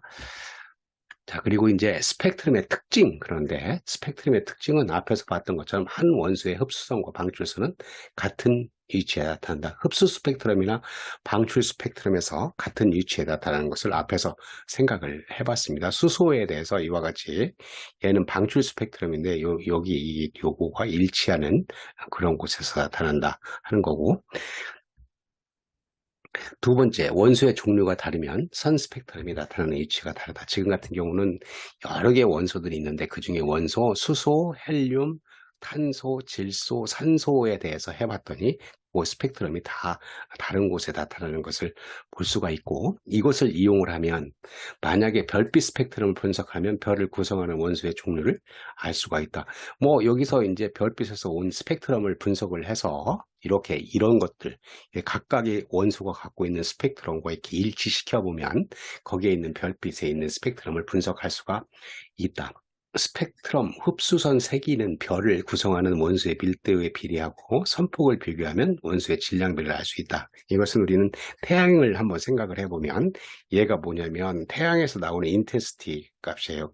뭐냐면 파장에 따라서 여기가 가로축이 파장이죠. 파장에 따라서 여기 이제 가시광선 영역 이게 이렇게 해당되는 부분들을 이렇게 해보니까 인텐시티 값이 가다가 이렇게 툭 떨어지는 이런 부분들이 있어요. 이게 딥이라고 하는데 이런 딥이라고 하는 부분들은 그 파장 영역의 것들이 어떻게 된 거예요? 그러니까 작아진 거죠. 이런 작아진 것들은 무엇을 얘기를 하고 있냐면 태양을 둘러싸고 있는 기체들이 거기에 구성하고 있는 원소들이 태양빛이 나온 것들을 어떻게 한 거예요? 흡수한 거죠. 그죠? 흡수한 거니까 흡수한 띠를 볼 수가 있다. 그 띠를 보게 되면 이와 같은 띠를 볼 수 있는데 지금 여기서 얘기한 것처럼 여기 흡수한 띠의 그런 폭, 이런 폭, 여기는 진하죠? 여기 진하고 이렇게 약하고 한데, 그런 진하다고 하는 것은 거기가 뭐 어떤 거냐면 원소들이 그 밀도가 높다 하는 것을 얘기를 하고 있어서, 이런 것들을 분석하게 되면 어떤 별이 가지고 있는 원소들의 질량 비들을 구할 수 있는데 사용할 수 있다 하는 것을 말하고 있습니다. 자, 지난번에 우리 발표했던 것들이 이와 같이 이제 원자의 구조라고 하는 것을, 지지난번에 우리 동영상을 올렸던 것들이 원자의 구조였습니다. 거기에 이제 보게 되면 먼저 이제 톰슨의 원자 모델 모형이 있었어요. 그 톰슨의 원자 모형은 어떻게 썼냐면, 그 양성자들이 이렇게 골고루 이렇게 있고 거기에 이제 드문드문 전자들이 박혀 있다 이랬었는데, 라더포드가 이제 실험을 해보니까, 이와 같은 실험을 통해서 보니까 틀렸다. 그래서 라더포드 원자 모형이 이제 원자 핵, 이와 같이 밑에 있는 것처럼 원자 핵을 중심으로 해서 전자들이 이렇게 돌고 있다고 하는 그런 모형을 제시를 했었습니다. 그런데 이런 라더포드의 원자 모형에 이제 문제점이 발견이 됐어요. 어떤 문제점이냐고 한다면, 첫 번째 문제점은 이와 같이 원자 핵을 중심으로 전자들이 이렇게 돌고 있는데, 점점 시간이 지남에 따라서 이 전자들이 돌면서 전자기파로 인해서 에너지를 잃기 때문에 급격하게 이렇게 원자 핵 쪽으로 전자들이 소멸되는 그런 과정을 거친다. 그래서 원자의 안정성이라고 하는, 전하를 띤 입자가 가속도 운동을 하면 전자기파를 방출하면서 에너지를 잃어서 궤도를 유지하지 못하고 결국 원자 핵으로 떨어진다. 그런데 실제 원자는 이렇지 않고 안정적으로 존재하였다 하는 것입니다. 그래서 이런 문제점들이 있는 거고요. 다음에 나타나는 문제점은 기체의 선 스펙트럼인데, 우리 여기서 보는 것처럼 원자 핵을 중심으로 전자들이 점점 돌다가 보면 에너지 준위가 점점 작아지기 때문에 연속적인 스펙트럼이 나타나야 될 것 같다, 그런 거죠. 그런데 이것이 연속적인 스펙트럼이 나타나지 않고, 실제로는 여기 밑에 있는 것처럼 우리는 불연속적인 선 스펙트럼이 나타났다. 그래서 라더포드의 원자 모형이 톰슨 모델을 이와 같이 이제 문제점을 발견하고 이렇게 제시를 했지만, 이와 같은 문제점이 발견됐다. 라더포드 원자 모형의 문제점을 해결할 수 있는 원자 모형을 제시를 했는데, 보호가 여러 사람들이 이제 여기에 연구를 하다가, 보호가 1913년 여기 기상천외한 처방을 제시했는데, 이 처방의 핵심은 전이가 어디에서 어디로 이렇게 옮겨가는 거죠. 그런 전이라고도 할 수 있고, 양자도약이라고 하는 것은 어떠한 구간을 급격하게 이렇게 점프하는 것들, 퀀텀 점프라고 양자도약, 이런 것들을 이용해서 제시를 했어요. 그래서 이런 거는 이론적으로 도출된 것이 아니라, 앞에서 러더포드의 문제점이 뭐였어요? 원자의 안정성과 방출되는 빛, 선 스펙트럼이 나타난다 그랬죠. 그래서 원자의 안정성과 선 스펙트럼의 현상에 끼워 맞춘 응급 처방이었다. 그래서 이런 응급 처방을 한 보호의 원자 모형의 응급 처방은 기본적으로 두 가지 가정이 있어요. 제1가정은 양자 조건이라고 하는 거고, 두 번째 가정은 진동수 조건이라고 얘기를 하는 겁니다. 먼저 이렇게 양자 조건이라고 하는 것은, 보호는 원자대에 전자가 전자기파를 방출하지 않고 안정적으로 존재할 수 있는 특정한 조건을 만족하는 궤도가 있다고 가정하고, 이를 정상생탄하고 얘기를 해서 N이라고 하는 양자수를 갖고 있었다. 어떻게 얘기를 한 거냐면, 원자 핵 주위를, 이 양자 조건이라고 하는 것이 원자 핵 주위를 이와 같이 n = 1, 2, 3, 4 해서 n = 무한대까지 뭐가 양자수가 늘어나는 그런 값들을 갖고 있어서, 전자들은 요 에너지 여기 양자 조건을 만족하는 이런 정상 상태에 존재를 하고, 그 중간에는 어때요? 존재하지 못하는 그러한 상태를 갖고 있다. 그래서 우리는 양자 조건이라고 얘기죠. 양자 조건이 이제 어떤 것들이 이렇게 띄엄띄엄 불연속으로 있는 것들을 양자화 한다고 하니까 양자 조건이 되겠습니다. 그러면 우리 이런 정상 상태라고 하는 것을 어떻게 만족하는 것인가 하는 걸 먼저 한번 보고 오겠습니다. 여기서 양자 조건이라고 하는 것은 우리 광의 파동성과 입자성, 이런 것들을 한참 이렇게 논의를 하는 과학자들이 논의를 할 때 드보르이라고 하는 사람이 물질파라고 하는 것을 얘기를 했어요.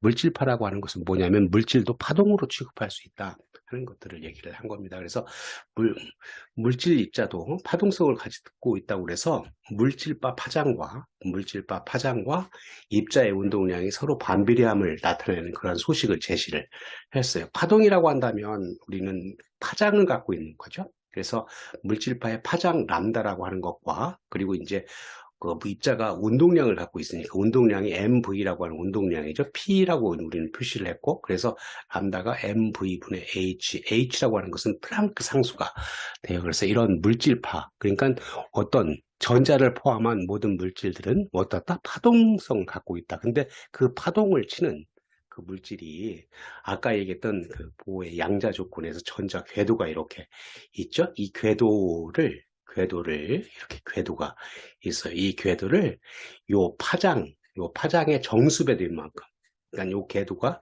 파장의 정수배가 되면 뭐가 되냐면 정상 상태라고 이제 정상 상태로 거기에 안정되게 될 수 있는 조건이 있다. 그러니까 어때요? 파장이라고 하는 것은 속도하고 질량에 따라서 달라지는 거죠. 그러니까 속도와 질량에 따라서 여기 이렇게 원주를 파장의 정수배로 만족할 수 있으면 그게 이제 양자 조건을 만족한다. 그런 것들이죠. 그러면 여기서 그 생각을 그 수식으로 쓰면 원주가 얼마예요? 2파이 r 반지름이 r이라고 한다면 2파이 r이고 mv분의 h라고 하는 것은 아까 뭐였냐면 람다 파장이었으니까 파장의 정수배라고 하는 것은 n이라고 하는 값을 갖고 있으니까 n 람다 그래서 n이 1, 2, 3 이렇게 만족하면 지금과 같은 이 그림은 하이탄 물리학원에서 그림을 따왔는데 지금 같은 왼쪽에 있는 가번 그림은 파장이 2개인 거를 이렇게 만족하고 있고 요 오른쪽 거는 파장이 5개 여기 세보면 돼요. 하나, 둘, 셋, 넷, 5개만큼 정수배로 되면 그러니까 이 전자 궤도가 드브로이 물질파의 파장의 정수배만큼 만족하는 것을 양자 조건을 라고 했다 하는 겁니다. 자, 돌아가서 두 번째 가정은 진동수 조건이 되는데 이와 같이 양자화되어 있는 양자수에 따라서 거기에 해당되는 에너지 준위가 다 다르다 하는 거죠. 그리고 에너지 준위라고 하는 것은 이와 같이 양자수가 점점 커지면 커질수록 그 에너지 준위가 더 커진다. 그런데 이 에너지 준위가 마이너스 값으로 되어 있어서 여기 마이너스 얼마 이렇게 가다가 n 이퀄 여기 1, 2, 3 가다가 제일 큰 값으로 얼마 n 이퀄 무한대인데 무한대에 가면 에너지 준위 에너지 값이 0이다. 그래서 우리는 이런 에너지 값을 일렉트론 볼트라는 단위를 갖고 이제 많이 나타내고 있고 이 그림을 한번 보게 되면 자, 원자 핵에서 n 이퀄 1인 곳과 n 이퀄 2가 있는데 n 이퀄 2인 에너지 준위가 여기고요. n 이퀄 1일 때 에너지 준위가 여기 에너지 준위를 갖고 있습니다. 그래서 우리가 그 위에서 이렇게 떨어질 수도 있고 떨어진다고 한다면 에너지를 내놓겠죠. 밑에 있는 것이 이렇게 위로 간다고 한다면 에너지를 이렇게 흡수해서 이리 올라갈 수가 있겠죠. 그런 값들을 갖고 있다. 그래서 에너지를 위에서 이렇게 떨어지면 에너지를 내놓기 때문에 방출이라고 얘기를 하고 이제 에너지를 이렇게 위로 올라가게 되면 흡수해서 이제 에너지를 하는데 이런 에너지를 흡수하고 방출할 때 뭐가 나오는 거냐면 이제 빛이 나오게 돼요. 그래서 그 빛이라고 하는 거를 만족하는 소식이 여기와 같이 있어요. 여기 보면 EI-EF의 절대값 그랬는데 EI라고 하는 것은 우리는 시작점이고 지금 같은 경우는 여기가 요 그린에서 생각을 한번 해보죠.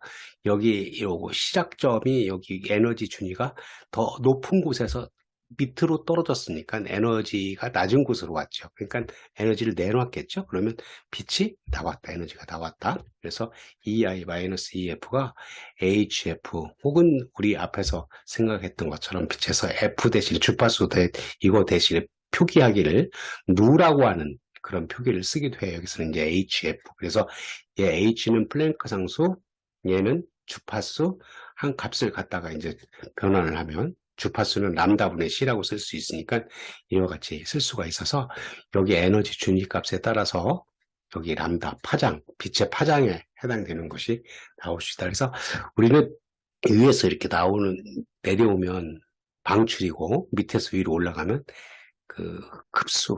예를 들어서 n = 1인 곳에서 에너지를 흡수를 해서 이렇게 2인 곳으로 이렇게 갈 수가 있죠. 그리고 이제 n = 1인 곳에서 3인 곳으로 이렇게 에너지를 갈 수가 있습니다. 그러면 우리는 이와 같이 그 흡수를 했다고 한다면 여기에서 1인 곳에서 2로 갔을 때는 HF1이라고 하고 n = 1인 곳에서 3으로 갔을 때 HF2라고 한다면 주파수 F1과 F2는 F2가 F1보다 더 크겠죠. F2가 F1보다 더 큰 그런 값을 가질 수가 있다. 마찬가지로 광을 방출할 때도 이와 같이 n = 1인 곳을 이렇게 n = 2에서 떨어질 때와 n = 3인 곳에서 2로 떨어질 때도 주파수에 대해서 생각할 수가 있겠죠. 이때는 HF1, HF2 이럴 텐데 F2가 당연히 큰 그런 값을 가질 수 있다. 그래서 여기에 관련된 문제를 풀 때는 이와 같은 요 수식, 이 수식에 이제 적용해서 하는 그런 것들이 많이 여러분들한테 이제 접근이 될 겁니다. 수소 원자 스펙트럼이라고 하는 것은 우리 이제 실험적으로 할 수도 있고 보호의 원자 모형으로부터 할 수가 있는데 먼저 실험적으로 스위스의 과학자 발모가 수소 원자에서 나타나는 가시광선 영역의 4가지 선의 파장을 보고 그걸 이제 수학적으로 수열을 표시함으로 해서 그 발모 계열을 이제 발견을 했어요. 이제 우리 기체 선의 스펙트럼 하면서도 나왔었죠. 수소 원자의 선의 스펙트럼이라고 하는 것은 이와 같이 가시광선 영역에서 보이는 여기 이 그림에서 보는 것처럼 4가지의 선의 스펙트럼이 나타났었는데 과학자 발모가 요거를 이제 수학적으로 표현을 했어요. 그래서 수학적으로 표현한 걸 보면 여기 람다분의 1, 여기 이제 빛의 파장이죠. 그리고 이제 2의 제곱분의 1 마이너스 m 제곱분의 1 한데 m이라고 하는 것을 이렇게 정수가 되고 여기 r이라고 하는 값이 있는데 발모가 이제 할 때는 이 r이라고 하는 값이 다른 것으로 표현했었고 나중에 다른 이제 리드베리 이라는 과학자가 이렇게 해서 리드베리 상수라고 했는데 이 리드베리 상수라고 하는 것은 실험적으로 했던 뒤에 보이는 실험적으로 한 거하고 나중에 보호의 원자 모형에서 보였을 때하고 똑같은 그런 값을 가집니다. 그래서 이 당시하고 숫자는 조금 다르긴 하지만 똑같은 거라서 이제 표현하기를 리드베리 상수라고 이렇게 하고 여기서 이 값을 m 값을 여기서 이제 보이는 게가 뭐냐면 n2라고 하는 값이 여기에 2예요. 나중에 이제 이게 일맥상통하는 건데 그 양자수 2라고 하는 곳으로 이렇게 떨어지는 거예요. 그러니까 m = 3이니까 3, 4, 5니까 3에서 떨어지는 값, 4에서 떨어지는 값, 5에서 떨어지는 값 이런 값들로 될 수가 6에서 떨어지는 값들로 될 수가 있겠죠. 이런 것들로부터 이제 뭐를 구하는 거냐면 빛의 파장 람다를 구하는 값이죠. 그럼 람다를 구하면 나중에 보면 여기에 표시되어 있는 656, 486, 434나노메타 이런 것들이 여기에 표시가 된다. 그런 겁니다. 그리고 이제 얘는 이제 가시광선역의 것만 생각을 했잖아요. 발모 계열. 그런데 여기 이제 수소 원자 스펙트럼의 일반적 계열이라고 하는 것은 발모 계열 이외에 자유선과 적유선을 포함한 그래서 스위스의 분광학자 리드베리가 발모식을 이제 일반화시켜서 더 확장을 했어요. 그러니까 이 수식을 더 확장을 한 거죠. 그래서 이 수식을 확장해 쓰기를 이렇게 썼어요. 똑같은 표현이죠. 그죠? 람다분의 1하고 r, 리드베리 상수이고 2의 대신에 n 제곱분의 1 마이너스 m 제곱분의 1하고 n은 m보다 이제 작은 값이다 해서 여기서 표현하기를 얘가 앞에서 표현했던 요 가시광선에 나타나는 것을 발모 계열이라고 하고 이제 그거보다 작은 파장을 갖는 것을 자유선이라고 해서 라이먼 계열이라고 하고 이제 그것보다 더 큰 파장을 갖는 걸 적유선이라고 해서 파시엔 계열 이거보다 더 큰 것들도 있는데 여기서 이제 우리는 일반적으로 라이먼 계열, 발모 계열, 파시엔 계열 이렇게 쓰는데 우리는 일반화된 수식으로부터 이렇게 된 수식으로부터 n이 1이고 n이 2이고 n이 3이라고 하는 것은 어디로부터 떨어지는 거냐면 n이 1이라고 하는 것은 여기죠. 그죠? 여기. 그러니까 떨어지기를 n이 1보다 큰 2, 3, 4로부터 떨어지니까 N2를 향해서 2로부터 이렇게 떨어지고 3으로부터 떨어지고 4로부터 떨어지고 이렇게 되는 것을 우리는 라이먼 계열이라고 얘기를 하고, N2로 떨어지는 거, N2로 떨어지는 여기죠. N2로 떨어지는 것은 아까 했던 발모 계열이 여기에 해당되는 것들이고, 그리고 파시엔 계열이라고 하는 것은 N 이퀄 3. 이렇게 N 이퀄 3이니까 여기 이렇게 요 색이 보라색이네요. 그죠? 3으로 떨어지는 게 4에서 떨어지고 5에서 떨어지고 6에서 떨어지면서 파장이 긴 이런 값들로 갖고 있다. 그래서 우리는 이 수식을 확장해서 이렇게 일반화된 값으로 리드베리가 이제 해서 이런 보면 라이먼 계열, 발모 계열, 파시엔 계열이라고 하고, 각각 스펙트럼 영역으로 보면 라이먼 계열은 자외선, 발모 계열은 가시광선하고 자외선. 근데 일반적으로 가시광선이라고 생각을 하고, 요 이제 적외선 파시엔 계열이라고 얘기를 하고, 근데 이제 그때 이제 양자수, 이제 나중에 보면 보호의 양자수에 해당되죠. n 이퀄 1. 여기서는 이제 수열로 표시를 했는데, 그 n 이퀄 1을 중심으로 n 이퀄 2, n 이퀄 3을 향해서 이렇게 떨어지게 되는 그런 값들로 생각을 했다. 그래서 얘들은 수식적으로, 그리고 그 실험했던 데이터를 가지고 수학적으로 얘를 분석을 해서 이런 그 수소 원자 스펙트럼을 해석을 한 것이고요.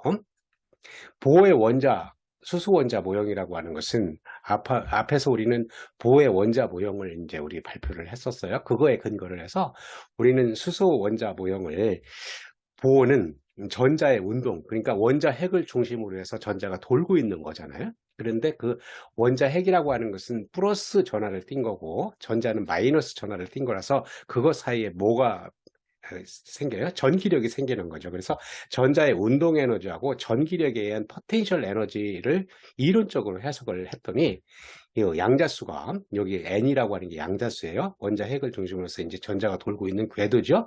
1, 2, 3, 4, 5 해서 이렇게 무한대까지 있는데, 거기에 해당되는 에너지 준위가 이렇게 주어지더라. 이걸 어떻게 구했다고요?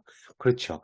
전자의 운동 에너지하고 전기력에 의한 포텐셜 에너지로부터 구했더니 이런 만큼 나오더라. 그래서 N 이퀄 1, 2, 3, 4를 갖다 대입을 하면, 1을 대입하면 마이너스 13.6이겠죠? 여기 마이너스 13.6이고요.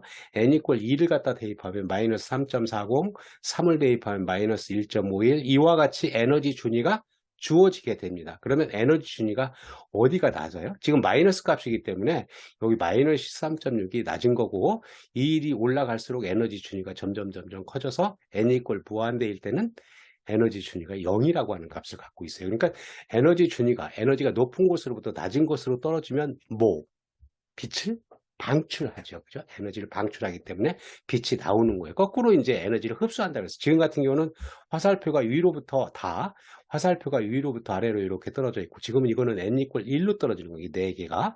그리고 4개가 이제 n 이퀄 2로 떨어지는 거고, n 이퀄 3으로 이렇게 떨어지는 거니까, 앞에서 우리는 이론적으로 생각했을 때 이걸 우리는 이 가운데 있는 걸 발모 계열이라고 얘기를 했고, 이걸 라이먼 계열, 얘를 파시엔 계열이라고 했으니까, 이제 마찬가지로 그런 것들을 이론적으로 이제 백업을 하겠다. 그런 얘기예요. 그래서 우리는 이제 이렇게 떨어지는 걸 보면, 수소 원자에서 방출되는 빛의 파장이라고 하는 것은, 그 에너지는 EI-EF가 뭐냐면, 이게 이제 시작점, 이니셜이니까 시작점으로부터 얘가 파이널이니까 종점이에요. 만약에 얘가 3으로부터 1로 떨어진다고 한다면 이 i라고 하는 거는 3이 되는 거고요. 3이 되는 거고, 1로 떨어진다고 한다면 1이 되겠죠. 여기서부터 이렇게 떨어지게 되면 빛을 방출해요. 그러니까 에너지라고 하는 것은 HF, 플랑크 상수하고 빛의 주파수, 진동수라고 얘기를 했으니까 그 값을 이렇게 갖다 쓸 수 있고, F라고 하는 건 람다분의 C니까 이와 같이 정리를 할 수가 있고, 요 수식 EI나 EF가 여기 우리 보호가 이제 그 이론적으로 밝힌 요 수식을 여기다 갖다가 쓰게 되면 이와 같이 정리가 돼서 여기 있는 수식처럼 이렇게 만들 수가 있습니다. 이 수식에서 보면 얘가 이제 하려고 하는 게 뭐냐면, 람다분의 1이라고 하는, 람다라고 하는 것은 빛의 파장이니까 지금은 뭘 구하려고 하는 거냐면 빛의 파장을 구하려고 그래요. 그리고 여기에 플랑크 상수하고 빛의 속도하고 이제 여기다가 13.6하고 일렉트론 볼트라고 하는 값다 쓰고 NF 제곱 마이너스 NI 제곱이라고 하는 것은 NF라고 하는 것은 마지막 종점이니까 어디예요? 1로 떨어진다고 한다면 1의 제곱이 되는 거고 2로 n 이퀄 2로 떨어진다고 한다면 2의 제곱분의 1 만약에 n이 이제 3으로 떨어진다고 한다면 3의 제곱분의 1이고 시작점이라고 하는 것은 이것보다는 더 큰 값이 되겠죠? 그러면 1로 떨어질 때는 2, 3, 4에 해당되는 것들이 여기 될 수 있고 뭐 2로 떨어진다고 3, 4, 5 앞에서와 마찬가지로 그런 값들을 쓸 수가 있다. 결과적으로 이 소식은 수소 원자의 모형, 보호의 원자 모형으로부터 빛의 파장을 구하기를 에너지 준위의 차이로부터 구하는 이런 값들을 할 수가 있다 그거예요. 그래서 우리는 얘를 떨어지기를 앞에서 한 거하고 이제 똑같지만 앞에서는 뭘로 했는 거냐면 실험적으로 한 거고 얘는 이제 이론적으로 한 거죠. 떨어지기를 라이먼 게일이라고 하는 것은 n 이퀄 2보다 큰 에서 n 이퀄 1로 전이하는 거. 그러니까 n 이퀄 1로 전이하는데 2에서 2보다 큰 거니까 2에서 2과 같거나 큰 거니까 2에서 1로 떨어지고 3에서 1로 떨어지고 4에서 1로 떨어지는 그러한 계열을 뭐라고 한다고? 라이먼 계열이라고 한다고요. 그래서 방출되는 빛이 이제 계산해 보면 자유선이라고 하는 값이 나오고 발모 계열은 이제 2로 떨어지는 그래서 가시광선이 나오고 자유선이 나오는 그런 값을 가지고 있고요. 그리고 n 이퀄 3으로 떨어지는 것은 이제 그 4, 5, 6, 7 이런 데서 떨어지는 것이 이제 적유선 계열을 갖고 있다 하는 것을 볼 수가 있습니다. 그래서 앞에서 우리 발모 계열을 하면서 그 실험 데이터로부터 수식으로 얻은 결과하고 지금 보호의 수소 원자 모형이 이론적으로 했던 거하고 이제 똑같은 결과를 얻을 수 있다 하는 것을 보여주고 있습니다. 그래서 여기 그 떨어지는 그런 값들에 의해서 보게 되면 1로 떨어지면 여기 계산을 해 놓은 거잖아요. 요거 라이먼 계열 계산해 놓은 거니까 여기서 이제 2에서 1로 떨어지고 이렇게 하는 것들을 해서 했더니 122나노미터, 103나노미터, 97 이렇게 되는 거니까 얘들은 우리는 그 자유선이에요. 자유선 그 영역이 그 보라색 쪽이 380 나노미터 정도 되니까 380 나노미터보다 작으니까 자유선 영역 쪽이 되는 거고 얘가 이제 그 380 나노미터부터 한 750 나노미터 사이에 있기 때문에 얘는 뭐예요? 가시광선 영역이죠. 우리가 앞에서 봤던 그런 영역을 볼 수 있고 이쪽이 빨간색 쪽이고 이쪽으로 이렇게 가면서 이쪽이 이제 빨간색 쪽이 가면서 이렇게 보라색 쪽으로 가는 그런 값들을 가시광선 영역을 갖고 있고 뭐 파신 계열은 이제 3으로 떨어지는 이런 값들은 이제 적외선 영역에 떨어지는 1875나노, 1282, 1094 이렇게 되는 것들이니까 얘는 적외선 영역에 해당되는 그런 값들을 갖고 있다 하는 것을 알 수가 있습니다. 그리고 이제 얘를 더 확장을 하면 라이몬 계열, 발모 계열, 파션 계열 이렇게 더 확장을 할 수가 있어요. 1로 또 n 이퀄 1로 떨어질 때 여기 2, 3, 4, 5, 6으로 떨어지는 것들을 마찬가지로 계산이 가능하다 하는 것을 보여줄 수가 있습니다. 그래서 수소 원자 모형에서 스펙트럼이 나타나는 값들을 이와 같은 그 앞에서 나왔던 에너지에 의해서 그 파장하고의 관계를 로부터 그 빛의 파장을 구할 수 있다 하는 것을 보여주고 있습니다. 자, 그리고 발모 계열 스펙트럼 우리 앞에서 했지만 이제는 많은 부분에서 수소의 가시광선 영역 것들을 많이 보고 있으니까 우리 똑같은 그 이론적으로 밝힌 이 소식으로부터 발모 계열은 어디라 그랬어요?